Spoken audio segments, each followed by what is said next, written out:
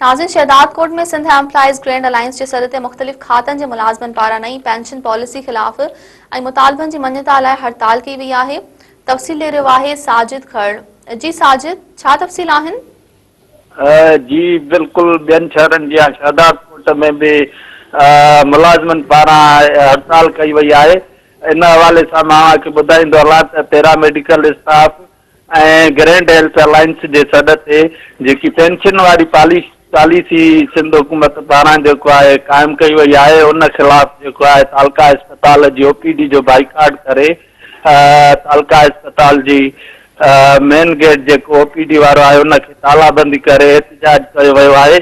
अगवाणन जेके एहतजाज जिन किया है पीर बख्श बिरोही है, जावेद अली मुगेरी बया जेके गुलाम नबी भट्टी बेन नारेबाजी कई है।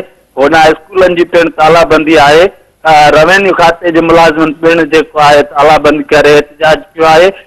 मां बुधाईंदो हलां त स्कूलन की तालाबंदी है। फैज़ला स्कूल जा जेके उस्ताद आहिनि उन्हनि पारां भी एहतजाजी मुज़ाहिरो करे या जेकी पेंशन वारो मुलाजिम दुश्मन फैसलो है यो वापस कराइण जो मुतालबो किया है। मुलाजमन पारां फैसलो वापस वठी मुलाजमन में पखिड़ियल बेचैनी खत्म करण जो मुतालबो कियो वियो आहे। जी साजिद, तव्हांजी महिरबानी।